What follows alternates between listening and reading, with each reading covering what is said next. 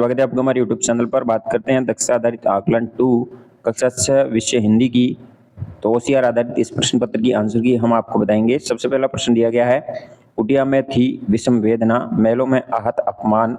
दी गई पंक्ति में वेदना का अर्थ क्या होगा? तो वेदना का अर्थ होगा दुख का अनुभव, ऑप्शन अ राइट होगा। आकाश में काले बादल छा गए, वाक्य में आए आकाश शब्द का पर्यायवाची शब्द होगा, वो होगा व्योम, द राइट होगा।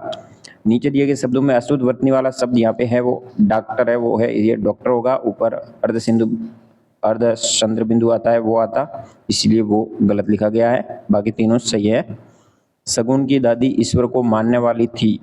ईश्वर को मानने वाला होता है, उसको एक शब्द में क्या कहते हैं? एक शब्द का प्रयोग कौन से वाक्य में सही हुआ? तो ऑप्शन नंबर स होगा, शगुन की दादी आस्तिक थी।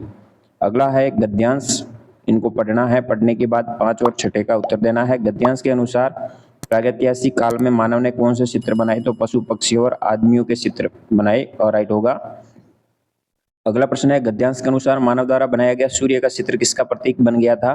ताप और धूप का, ऑप्शन ब राइट होगा। यहाँ पे वह छोटी संतोषी चिड़िया नीले पंखों वाली मैं हूँ। दी गई पंक्तियों में चिड़िया में कौन सी विशेषता नहीं है? तो यहाँ पे छोटी चिड़िया उसकी विशेषता है, संतोषी चिड़िया भी उसकी विशेषता है, नीले पंखों वाली भी उसकी विशेषता है। यहाँ पे नहीं पूछा गया है तो वो होगी हरे पंखों वाली चिड़िया, इसकी विशेषता नहीं है, बाकी तीनों उसकी विशेषताएं है। अगला प्रश्न, यदि आपका कोई हितैषी आपसे कहता है जैसा बोओगे वैसा पाओगे, तो आपको क्या सलाह दे रहा है? समानता का व्यवहार करने की, ऑप्शन नंबर स राइट होगा। अगला है, ये शोभन की पुस्तक के वाक्य में सर्वनाम क्या होगा? तो यहाँ पे वाक्य में सर्वनाम यह शब्द होगा।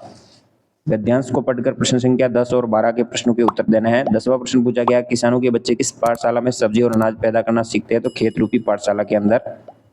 अगला 11वां, हुनरमंद और बुनकर शहर में रिक्शा खींचने के लिए मजबूर क्यों है? इसका प्रमुख कारण है गरीबी, जिसके कारण उनको रोजगार के लिए जाना पड़ता है। जिनकी अंगुलियां आज भी बेहतरीन वस्त्र बनाने को तरस रही है, गद्यांश में ऐसा कहा क्यों गया है? क्योंकि उनके पास वस्त्र बनाने के लिए कच्चा माल नहीं है, जिसके कारण वो वस्त्र बना सके। तुम कहाँ जा रहे हो? प्रश्न का सही उत्तर क्या होगा? तो इसका उत्तर होगा मैं नागपुर जा रहा हूँ, ये इस तरह से जवाब होगा। अगला प्रश्न है, सूर्य उदय होते ही सुशीला घूमने आ गई। वाक्य में सूर्य उदय होना पंक्ति का तात्पर्य क्या है? कौन से समय की बात हो रही है? तो ये प्रातःकाल की बात हो रही है। दिए गए नामों का विराम चिन्हों से मिलान करना है, पूर्ण विराम कौन सा है? ऑप्शन नंबर 2 राइट होगा, योजक चिन्ह ऑप्शन 4, विस्मयोद्दीपक 3 और प्रश्नवाचक 1 नंबर। इस अनुसार ऑप्शन नंबर स राइट होगा। 1 को 2 से, 2 को 4 से, 3 को 3 से और 4 को 1 से मिलान करना है। फिर पद्यांश दिया गया है 16 से 18। एक कविता आधारित प्रश्न पूछे गए हैं। कविता में आए राही शब्द का अर्थ क्या होगा? राही का होगा पथिक। अगला है, इस कविता में गरीबी को ऊंचा पर्वत कहा गया है, क्योंकि हमारे देश में गरीब ज्यादा है, इसी कारण इसको ऊंचा पर्वत बताया गया है। कवि कौन सी हवा से टकराने की बात कर रहा है? तो वो बिना जानकारी की बात की हवा की बात कर रहा है।